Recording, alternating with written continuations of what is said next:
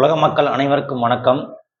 இப்போ இந்த வீடியோவில் என்ன பேச போகிறோம்னா, இம்மார்டல் இந்த வீடியோவில் வந்து இம்மார்டலுக்கு சம்மந்தப்பட்ட ஒரு மிக முக்கியமான ஒரு காணொளி. வீடியோ பிடிச்சவங்க மட்டும் பாருங்கள், சரிங்களா? நான் வந்து யாரையும் வீடியோ பாருங்கன்னு கட்டாயப்படுத்தலை. அந்த கீழே வந்து நெகட்டிவ் கமெண்டு கொடுக்குறவங்களுக்கெல்லாம் பதில் கமெண்ட் கொடுக்குறதுக்கு அட்மின் நியமித்து வச்சுருக்கேன். அவர் கொடுப்பாரு. நானும் கமெண்ட் பதில் கொடுப்பேன். இல்லைனா கமாண்டுக்கு வந்து நம்ம ரிமூவ் பண்ணியிருப்போம், அவ்வளோதான். அடுத்த வீடியோக்குள்ளே போகலாங்களா? அதாவது வந்து பார்த்தீங்கன்னா, இன்றைக்கி வந்து இம்மார்டலை பற்றி என்ன பார்க்க போகிறோன்னா, பிப்ரவரி 8ஆம் தேதி பத்திரிகையாளர் சந்திப்பு. அதற்கான ஏற்பாடுகள் எல்லாம் முழு வீச்சில் நடைபெற்று கொண்டிருக்கிறது. இதை வந்து சிலர் பொறுக்க முடியாமல் கமெண்ட்டில் வந்து ஏதாவது தேவையில்லாத அந்த சிறு புத்தி, அந்த விளையாட்டுத்தர புத்தி, அதை பயன்படுத்தி கமெண்ட்டில் வந்து என்னையை கோபப்படுத்தி என்னுடைய கவனத்தை திசை திருப்பி ஏதாவது ஒன்று பண்ணலாம் அப்படின்னு நினைக்கிறாங்க. இது இறைத்திட்டம். இந்த இறைத்திட்டத்துக்கு முன்னாடி நீங்கள் பண்ணுற கமெண்ட்டு இதெல்லாம் வந்து நான் 3 வருஷமாக பார்த்துட்ருக்கேன். அரசியலை நான் 2003லேருந்து 21 வருஷமாக பார்த்துட்ருக்கேன். 2003லேருந்தே எனக்கு விவரம் தெரிஞ்சு நான் அரசியல் பேச ஆரம்பித்தேன். அப்போவுமே யார் சிஎம் ஆனாங்கன்னா, மாண்புமிகு டாக்டர் ஜெயலலிதா அம்மா தான் சிஎம் இருந்தாங்க, சரிங்களா? அவங்கள எனக்கு ரொம்ப பிடிக்கும். அப்போ இருந்தே நான் அரசியல் வந்து பார்த்துக்கிட்டு இருக்கேன், அரசியல் பேசிக்கிட்டு இருக்கேன். 21 வருஷமாக பார்த்துக்கிட்டு இருக்கேன். நீங்கள் பண்ணுற கமெண்ட்டுக்கெலாம் அசர்ற ஆளா நான் யாருன்னு மூலம் உங்களுக்குலாம் தெரியுமா? அதை நான் 8ஆம் தேதிக்கு அப்புறம் சொல்கிறேன். நான் யார் என்ன ஏதுன்றது நான் சாதித்து காமிச்சிட்டு அப்புறம் உங்களுக்கு நான் ஒரு காணொலி போடுறேன். நான் யாருன்னே தெரியாமல் வந்து கமெண்ட் பண்ணிக்கிட்டு இருக்கீங்க. நான் யார் அப்படின்றதுலாம் உங்களுக்கு வந்து நம்மளே சொல்ல வேண்டாம். அதை வந்து நீங்கள் போய் இவங்ககிட்ட கேளுங்க, பெரிய பெரிய அரசியல் தலைவர்கிட்ட கேட்டிங்கன்னா தெரியும் நான் யாருன்னு. சரி, வீடியோக்குள்ளே போயிடுவோம். இம்மார்டல் வந்து 2025 வருவார் அப்படின்னு சொல்லி ப்ரெடிக்ஷனில் இருந்துச்சு. நம்ம அதை நோக்கி பயணிக்க ஆரம்பித்து வீடியோ போட்டோம், உலகை ஆளப்போறோம் தமிழன் அப்படின்ற தலைப்பில். அப்போ வந்து நம்ம சொன்ன மாதிரி 119 கோடி மக்களுமே தமிழனுடைய வம்சாவளி வந்தவர்கள் தான். அதை வந்து நம்ம ஏற்கனவே சொல்லிட்டோம். அதே மாதிரி ஏற்கனவே நம்ம நிறையா குறையும் சொல்லிட்டோம் இலுமினாட்டிகளை பற்றி. இலுமினாட்டிகள் தான் இந்த மதம், ஜாதி, இந்த மொழி கட்டமைப்பு இதெல்லாம் உருவாக்கி மக்களை பிளவுபடுத்தி வச்சுருக்காங்க. இது வந்து நம்ம மக்களை மீட்டு இறையாட்சி அமைக்க போகிறோம். இதுதான் கான்செப்ட். இறையாட்சி அமைக்க போகிறோம். இறையாட்சி எப்படி அமைக்க போகிறோன்றது தான் பரம்பொருள் வந்து விளக்கம் கொடுக்க போகிறார். உங்களுக்கு வந்து 8ஆம் தேதி ஒரு விளக்கம் கொடுப்பாங்க. இறையாட்சி அப்படின்றது என்ன அப்படின்றது வந்து உங்களுக்கு அந்த விளக்கத்தை வந்து அவங்க 8ஆம் தேதி பத்திரிகையாளர் சந்திப்பில் பேச போகிறாங்க. அதுக்கு நீங்கள் வந்து 8ஆம் தேதி மதியம் 12 மணிக்கு மேலே டிவி ஆன் பண்ணி வச்சு உட்காந்துக்கோங்க, சரிங்களா? அவ்வளோதான், வேறு ஒன்றும் நீங்கள் பண்ண வேண்டாம். எல்லா விளக்கமும் அங்கே வந்து கடவுள் கொடுப்பார், உங்களுக்கு இறைவன் கொடுப்பார். அப்போ இறையாட்சி அமைக்க போகிறோம். சரிப்பா, இந்த இப்போ நடக்கக்கூடிய அரசியலுக்கும் இறையாட்சிக்கும் என்னப்பா வித்தியாசத்தை நீங்கள் காட்ட போகிறீங்க அப்படின்னு நீங்கள் கேட்டிங்கன்னா, இன்றைக்கி என்கிட்ட சில கேள்வி கேட்டாங்க. ரொம்ப கோவப்பட்டு கடுமையாக திட்டி விட்டேன் அவங்கள. ஒரு கட்டத்தில் பயங்கர வாக்குவாதமாகி 2 பேருக்கிடையில் பயங்கர வாக்குவாதமாகி ஒரு கட்டத்தில் என்னுடைய குரல் ரொம்ப அதிகரிக்கும் போது அவங்க ஆஃப் ஆகிட்டாங்க. அதான் இறையாட்சின்றது. கோபத்தில் நான் ஆஃப் பண்ணிட்டேன்றதை விட அது இறைவன் வந்து நமக்குள்ளே இருப்பார் இல்லையா? அவங்க வந்து அப்போ நான் என்ன விளக்கம் கொடுத்தேன் அப்படின்னு பார்த்தீங்கன்னா, சரி இறையாட்சினா என்னன்னு சொல்லிடுறேன். ஃபஸ்ட்டு அரசியல்னா என்னன்னு தெரிஞ்சுக்குங்க. அதாவது வந்து பார்த்தீங்கன்னா, அரசியல்னாலே அறம் ப்ளஸ் செயல் அரசியல். அறம் செய்வது தான் அரசியல். நல்லொழுக்கத்தின் பாதையில் மக்களுக்கு எல்லா வகையான செயல்களையும் அறத்தின் வழியில் செய்வதுதான் அரசியல். எல்லா வகையான செயல்களையும் ஒரு மனிதன் அறத்தின் வழியில் செய்தால் அது அரசியல். தர்மத்தின் பாதையில் நடந்தால் அது அரசியல்.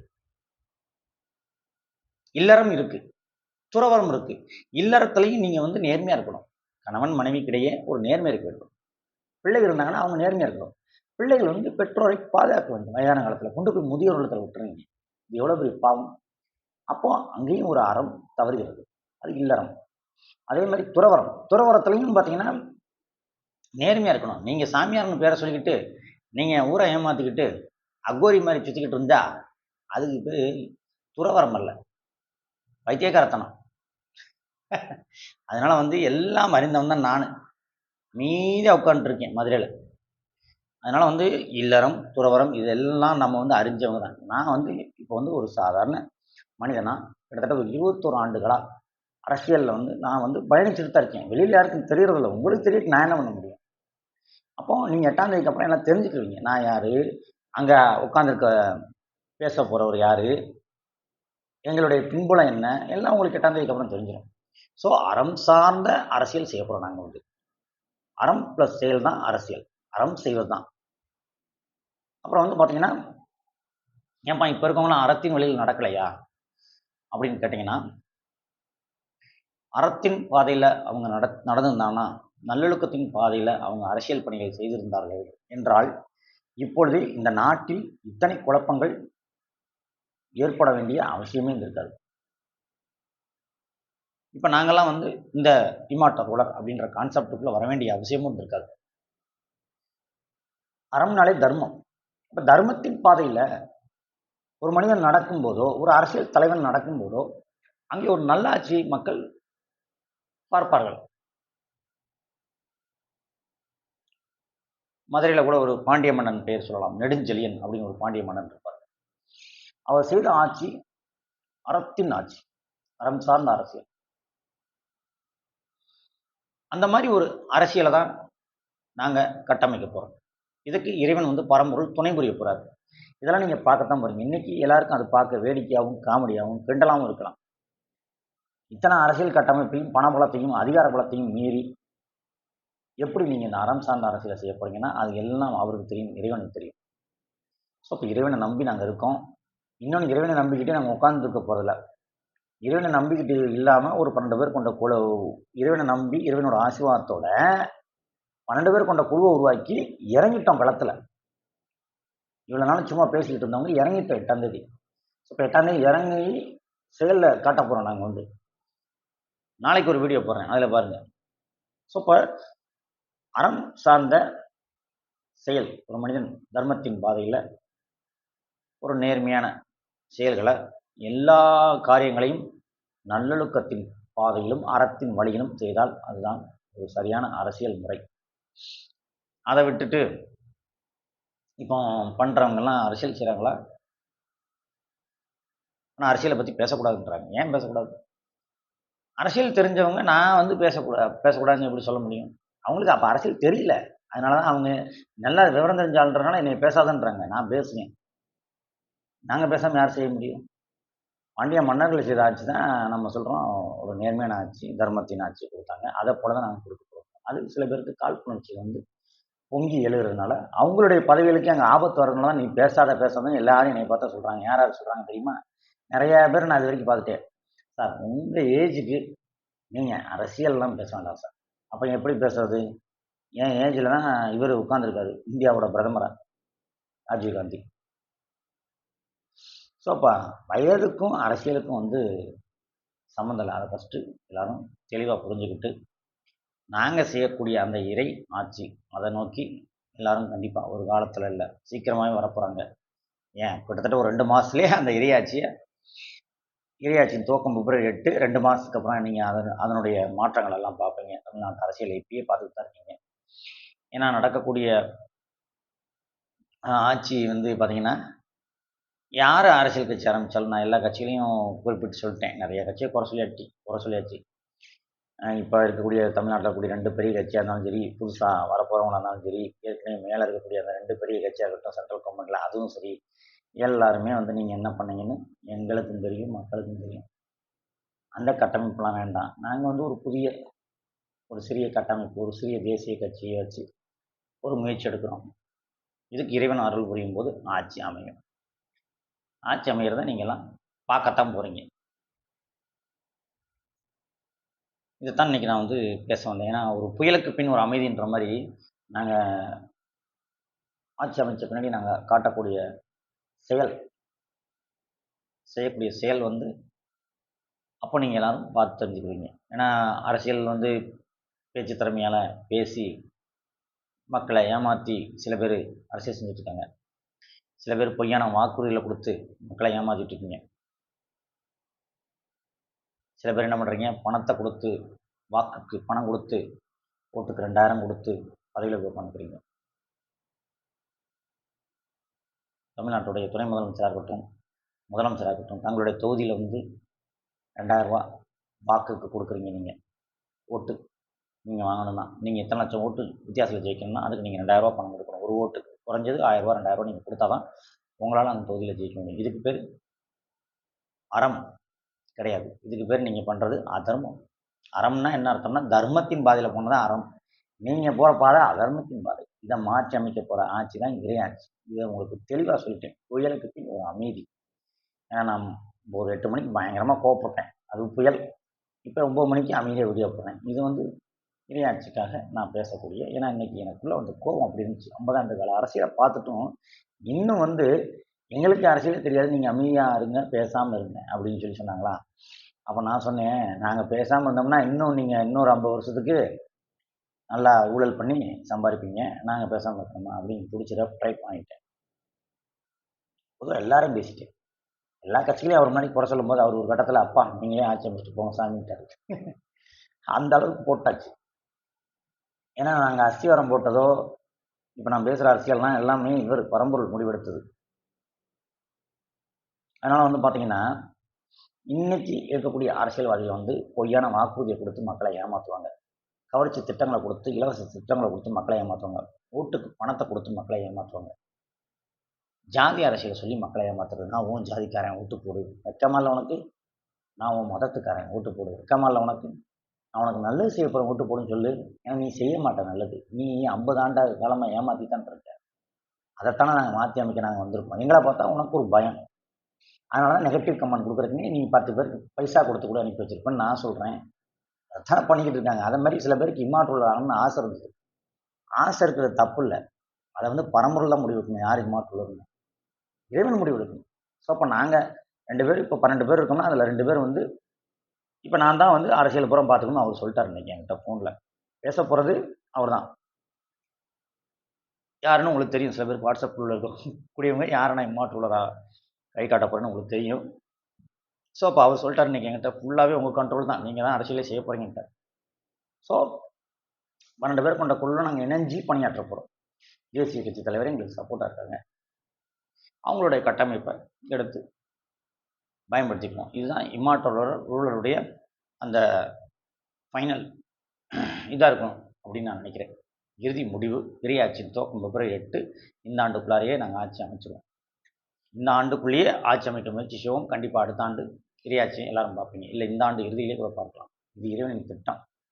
இதை நீங்கள் யாரும் மாற்றி அமைக்கலாம் முடியாது. நீங்கள் மாற்றி அமைக்கிறதுக்கு நீங்கள் கமாண்டில் வந்து நீங்கள் கதறினாலும் முடியாது, நேரில் வந்து முட்டினாலும் முடியாது. ஏன்னா அது 8ஆம் தேதிக்கு அப்புறம் படைபலெல்லாம் ரொம்ப பெருசாகிடும். ஏன்னா இப்போவுமே நான் வந்து சில இடங்களுக்கு போகும்போது நான் போயிட்டு வந்தேன். அங்கே இருக்கக்கூடிய காவல்துறை அதிகாரிகளே என்னுடைய பேச்சை முன்னாடிலாம் யாரும் கேட்க மாட்டாங்க, கேட்பாங்க.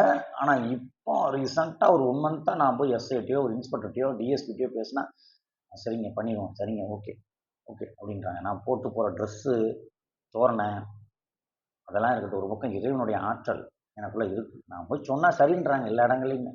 பெரிய பெரிய கட்சியுடைய அந்த ஏற்கனவே நான் தான் சொல்லியிருக்கேன், தேனியில் இருக்கும்போது எம்எல்ஏட்டே பேசியிருக்கேன், எம்பிகிட்டே பேசியிருக்கேன். நான் வந்து அவங்களே நான் வந்து போனோடனே அவங்க வீட்டுக்கு நான் போயிருக்கேன், எம்பி வீட்டு எம்எல்ஏ வீட்டுக்குலாம். அவங்க போனோடனே நான் அப்படி இப்படி நான் வணக்கம் போடுவேன், அவங்களும் வணக்கம் போடுவாங்க. அது அப்போ இருந்து நடந்துக்கிட்டு தான் இருக்கும். உங்களுக்கு தெரியாது, அதுக்கு நான் என்ன பண்ண முடியும். 2011 அதிமுக எம்எல்ஏ தேனியில் ஆர்டி கணேசன் எம்எல்ஏ பேர் உங்களுக்கு தெரியுமா? எம்எல்ஏ அவர் வீட்டுக்கு நான் போனேன், நான் இப்படி வணக்கம் போட்டேன், அவர் வணக்கம் போட்டார். எம்பி பேரை சொல்ல வேண்டாம், அவர் வீட்டுக்கு நான் போய் வணக்கம் போட்டேன், அவரும் வணக்கம் போட்டார். என் கூட ஒரு கவுன்சிலர் வந்தார்.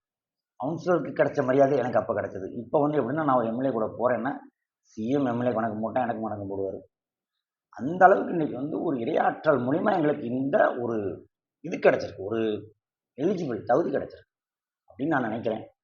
கண்டிப்பாக இறையாட்சி அமைப்போம். கமாண்டில் வந்து கதறாத, நான் கமாண்ட் செக்ஷன் ஆஃப் பண்ண தான் போகிறேன். ஏன்னா நீ கதறுவேன்னு எனக்கு தெரியும். நீ கதறிக்கிட்டே உட்காந்துரு. தேதி வந்து நாளைக்கு 6, நாளைக்கு கழிச்சு 7, 6ஆம் தேதி நைட்டே சென்னை புறப்படுற கார் ரெடியாக இருக்குது, கிளம்பிட்டோம். நீங்கள் உட்காந்து ஒத்துழைப்பு கொடுங்கப்பா, அவ்வளோதான் நான் சொல்ல முடியும். வீடியோவை பார்த்துட்டு சில பேர் வந்து ஒத்துழைப்பு கொடுங்க. இதை வந்து போட்டி பொறாமைக்கு இங்கே வந்து இடம் கிடையாது. நான் கிட்டத்தட்ட நான் சொல்லிட்டேன், 2003 கிட்டத்தட்ட கஷ்டப்பட்டு தான் இந்த கட்டமைப்பு உருவாக்கியிருக்கேன். நீங்கலாம் நினைக்கலாம், ஏதோ 3 வருஷமா வீடியோ போட்டிருக்கீங்கன்னு. நான் வந்து 2003லயே வந்து கோயம்புத்தூர் இருக்கும்போது, அப்பவுமே வந்து அங்க இருக்க கவுன்சிலர் அதிமுக கவுன்சிலரோட அந்த அளவுக்கு நல்லா பேசி, அவரோட நம்பர வாங்கி வச்சுக்குவேன். "ஏன்பா கவுன்சிலர் நம்பரு, எம்எல்ஏ நம்பர்லாம் வச்சுக்கிட்டு இருக்கேன்னு?" கேட்பாய்ங்க. அப்பயே ஒரு பாக்கெட் டையர்ல அத்தன நம்பரையும் வச்சுக்கிட்டு சுத்திக்கிட்டு தெரிஞ்சவங்க தான் நாங்க. அதே மாரி யார நான் கைய காட்ட போறேனோ, அவரு கிட்டத்தட்ட அவரு அ நேரடியா முன்னாள் முதலமைச்சர்ட்டலாம் பேசினவர் தான் அவரு வந்து. நீங்க நினைக்கிற மாரி அரசியல் கிடையாது. அரசியல்ன்றது நாங்க அறம் சார்ந்த இந்த 2 கட்டமைப்புமே வேணான்ட்டோம் நாங்க. எந்த கட்டமைப்பும் எங்களுக்கு வேண்டாம். பெரிய பெரிய தமிழ்நாட்டுல இருக்கக்கூடிய எதிர்க்கட்சியா இருக்கட்டும், ஆளுங்கட்சியா இருக்கட்டும் எங்களுக்கு வேண்டாம். மேல டெல்லியில இருக்கக்கூடிய ஆளுங்கட்சியா இருக்கட்டும், எதிர்க்கட்சியா இருக்கட்டும் எங்களுக்கு வேண்டாம். நாங்க உருவாக்க போற கட்டமைப்பு ஒரு சிறிய கட்டமைப்பு, இறை திட்டம், இறையாட்சி. அத நோக்கி நாங்க அழகா பயணிச்சுட்டு இருக்கோம். அழகா பயணிச்சுட்டு இருக்கோம். அறம் சார்ந்த அரசியல். எல்லா செயல்களையும் நல்லொழுக்கத்தின் பாதையில் செய்யக்கூடிய அரசியல். தர்மத்தின் அரசியல்.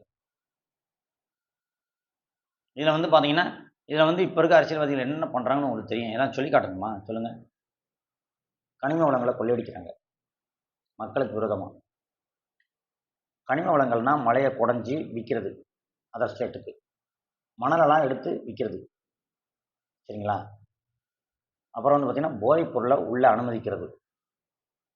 போதைப் பொருள். வேற மாநிலங்கள்லேருந்து இங்க வந்துகிட்டு இருக்கு. அத பயன்படுத்தக்கூடிய பள்ளி மாணவர்கள் பாதிக்கப்படுறாங்க. காலேஜ் மாணவர்கள் பாதிக்கப்படுறாங்க.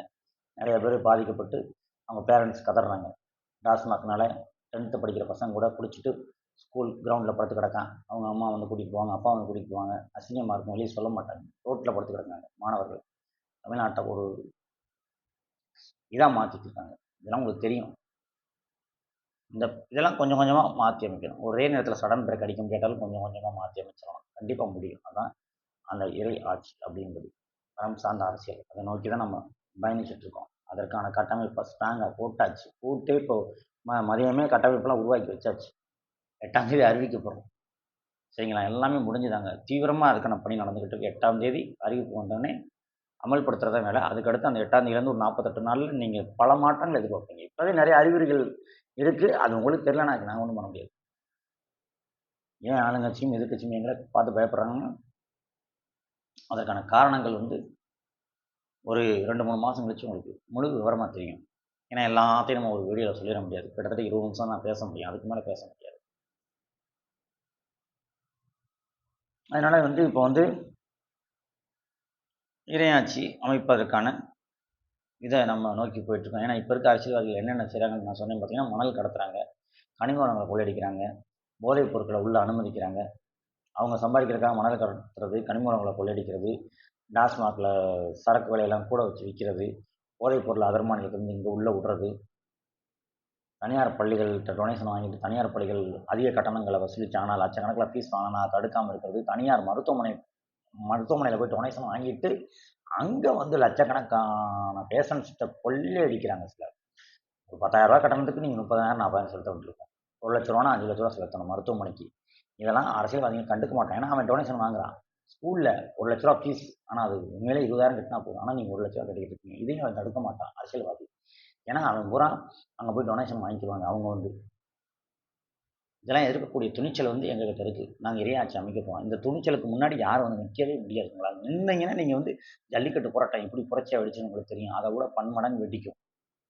அமைதி புரட்சி அப்படி இருந்துச்சு அப்ப. எப்போ 2017ல. ஜல்லிக்கட்ட பார்த்தீங்க. அதப்போல ஒரு புரட்சி கண்டிப்பா வெடிக்கும். வெடிக்கும்போது இறையாட்சி அமைப்போம். ஆனா புரட்சியெல்லாம் வெடிக்கணும்னு அவசியமே இல்ல. 8ஆம் தேதிக்கு அப்புறமே எல்லாமே மாறிடும் டோட்டலாவே. நீங்க அத பார்க்க போறீங்க. அதுக்கப்புறம் பார்த்தீங்கன்னா, இன்னைக்கு பள்ளிக்கூடத்துல ஒரு மாணவி வந்து கர்ப்பமா இருக்காங்கன்னு கேள்விப்பட்டேன். அந்த வீடியோவ நான் சாயந்தரம் 5:30 மணிக்கு பார்த்தேன். 6 மணிக்கு வீடியோ போடணும்னு நெனச்சேன். அப்புறம் கட்சி ஆஃபீஸ்க்கு கூப்பிட்டாங்க. போயிட்டு வந்தேன். அப்ப அங்க கூட நான் சொல்ல மறந்துட்டேன். வீடியோல சொல்லிடுறேன். கேட்டுக்கங்க. ஒரு 3 ஆசிரியர்கள வந்து தமிழக அரசு சஸ்பெண்ட் பண்ணியிருக்காங்க.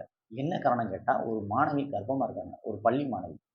மாணவியோட விவரம் எனக்கு தெரியல. தெரிஞ்சாலும் சொல்லக்கூடாது வீடியோல. அப்ப அந்த 3 பேரண்ட்ஸ் போய் ரோட்ல உட்கார்றாங்க. அந்த 3 தந்தை.